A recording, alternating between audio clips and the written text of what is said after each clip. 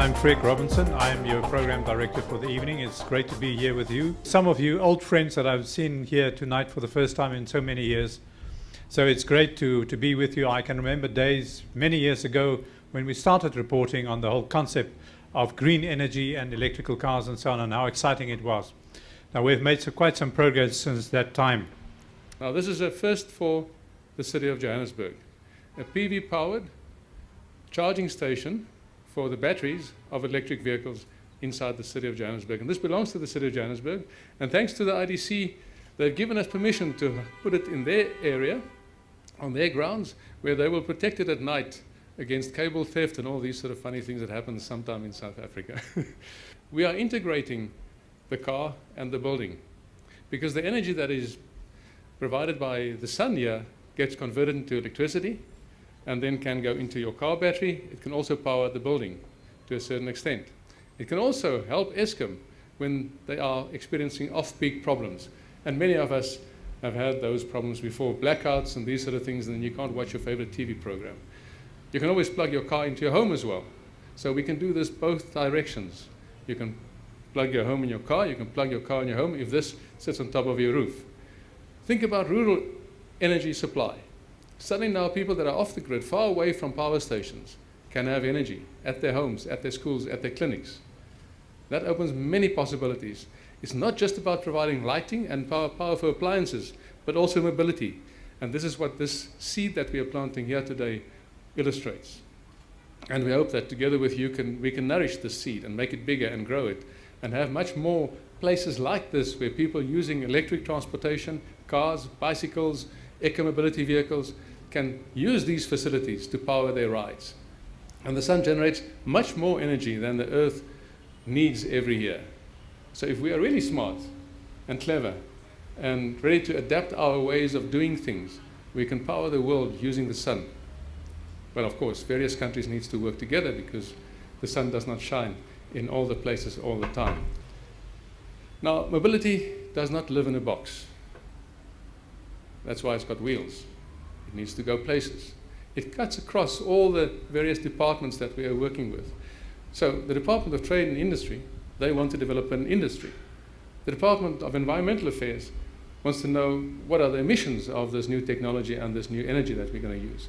The Department of Energy wants to know how much energy are we going to use? Is this energy efficient? Where's the energy going to come from? What is it going to cost? The Department of Transport wants to understand how is this going to fit in? What infrastructure is needed? How do we move the people in the country, the goods and the people? How do we enable that process?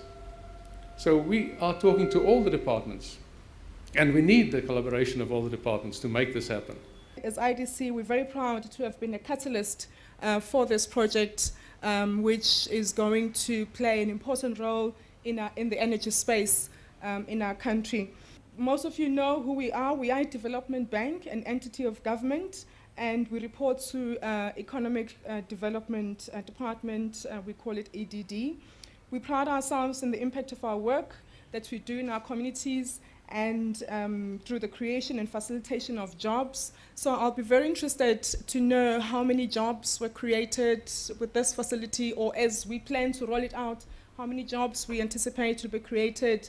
The involvement of youth in this project will be quite critical, I think, going forward, considering the number of youth unemployment in our country. In the last 5 years as IDC, we've invested close to 20 billion in the renewable energy space. So it was no-brainer for us to be part of this exciting project.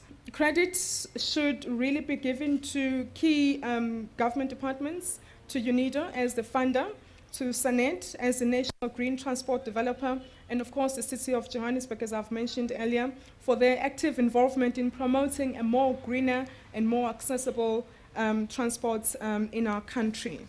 The number of these electric cars on our roads are increasing, and it's a positive start considering the environmental issues that we are faced with as the country. So as IDC, we will continue to support such initiatives and upscaling and commercializing many more such facilities, and we look forward to being a catalyst in similar partnerships with all the stakeholders that are involved. I think the City of Johannesburg is very grateful that this initiative actually has come to fruition.